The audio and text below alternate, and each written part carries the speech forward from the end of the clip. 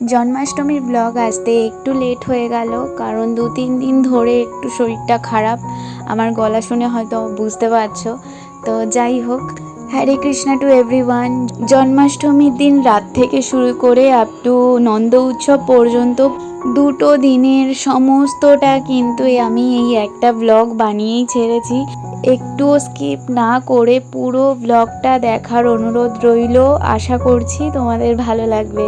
প্রতি বছরের মতো এবছরও ময়দার যে 5টা পিষ্টদ্বীপ হয়, তোমরা 5টাও দিতে পারো, আবারও বলছি, আবার 9টাও দিতে পারো।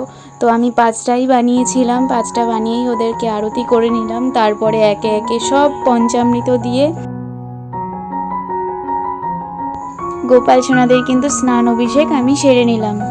তোমাদেরকে একটা কথা বলে দিই, আমি অনেককেই দেখেছি গোপাল সোনাকে যখন তোমরা স্নান অভিষেক করাচ্ছ বা যে পাত্রের মধ্যে মধু বলো, যাই বলো, ফলের রস বলো, যাই রাখো না কেন, সেটা প্লাস্টিকের পাত্রের মধ্যে রেখে সেই প্লাস্টিকের পাত্র শুদ্ধই কিন্তু গোপালের অভিষেক করানো হচ্ছে। দেখতে পাচ্ছ আমার ভিডিওর মধ্যে আমি কাঁসার একটা বাটির মধ্যে করে গোপালের অভিষেকটা করাচ্ছি। তোমাদের কাছে যদি কাঁসার পাত্র নাও থাকে, তোমরা স্টিলের পাত্র ব্যবহার করতে পারো। ইনকেস তোমাদের কাছে নেই, তোমরা কি করবে, তো তোমরা সেটা করতে পারো, আর তামার পাত্রতেও করতে পারো। তবে প্লাস্টিকের যে কোনো জিনিস সেটাকে অ্যাভয়েড করো, এটা দিয়ে স্নান অভিষেক করানো যায় না। হরে কৃষ্ণা। গোপাল সোনাদের ধুলি স্নান কমপ্লিট। এবার হচ্ছে দুধ গঙ্গা জল দিয়ে ওদের অভিষেক হচ্ছে।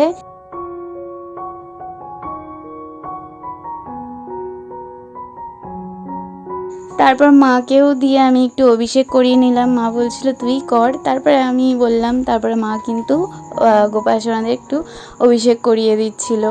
আর গোপাল সোনাদের কিন্তু এই যে গলায় যে মালাটা পরিয়েছি, সেটা কিন্তু চেরি ফলের মালা। চেরি বলা চলে না, এটা আসল চেরি নয়। ওই তোমার করমচাগুলোকে ওরা কিভাবে আর কি মিষ্টির শিরার মধ্যে দিয়ে এরকম করে, তো এটা কিন্তু আসল চেরিও নয়। তো গোপাল সোনাদের কিন্তু এবার ডাবের জল দিয়ে স্নান হচ্ছে।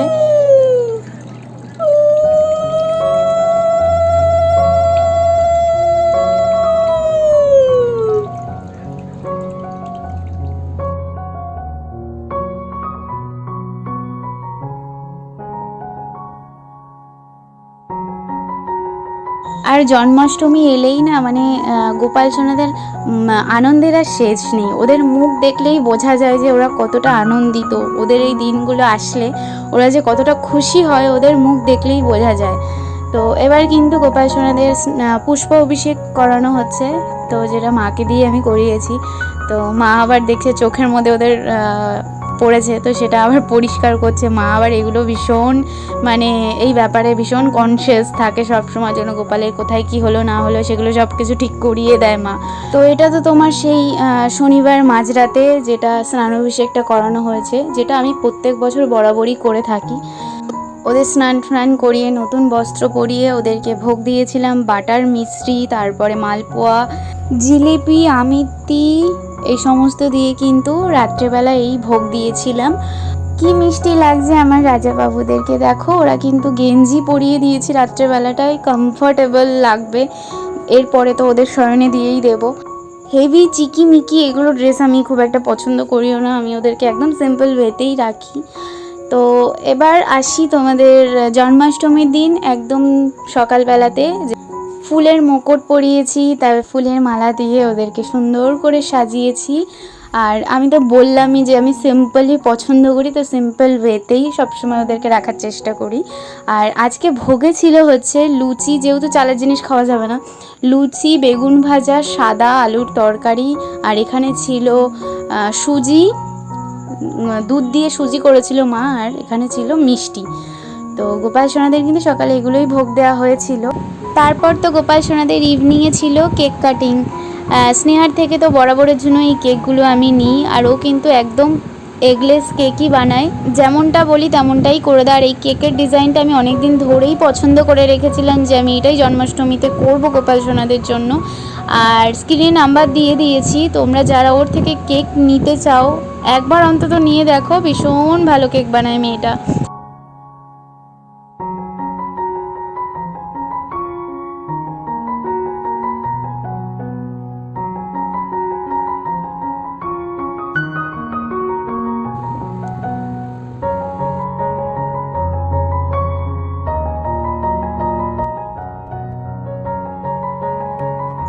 গোপাল সোনাদের কিন্তু কেক খাইয়ে দিয়েছি। তো এবার আসি নন্দ উৎসবের দিন সকালবেলায়। অর্ণব আজকে পরেছে ইয়েলো কালারের নেটের ঘাগরা, আর সুখিত পরেছে গ্রিন কালারের।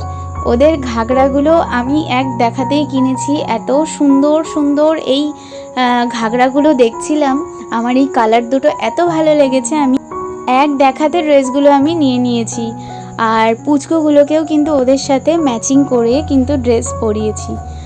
আর কি বলবো, এত সুন্দর ওদেরকে লাগছিল, মানে চোখ ফেরানো যাচ্ছিল না, মানে ভীষণ সুন্দর লাগছিল।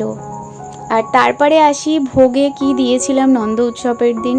ভেজ বিরিয়ানি দিয়েছিলাম, পনির রসা দিয়েছিলাম হচ্ছে পায়েস আর চাটনি, 5 রকমের ফল ছিল, আর সঙ্গে ছিল জল। ভোগ দর্শন করো, ভোগ দর্শনে কিন্তু দুর্ভোগ কাটে। তো গোপাল সোনাদের কিন্তু নন্দ উৎসবের দিন এগুলোই ভোগ দেওয়া হয়েছে।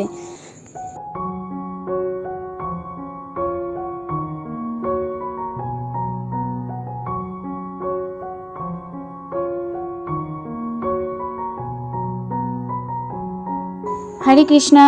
গোপাল সোনাদের আরতি দর্শন করো। এবছর কিন্তু আমি জন্মাষ্টমী এভাবেই পালন করেছি প্রতি বছরের মতো। আমার ব্লগটা তোমাদের কেমন লাগলো সেটা তো অবশ্যই জানাবে, আর একবার কমেন্টে হরে কৃষ্ণ বলে যেও। আজকের মতো এটুকুই, দেখা হবে অন্য কোনো ব্লগে। হরে কৃষ্ণা, রাধে রাধে, সকলের মঙ্গল করো।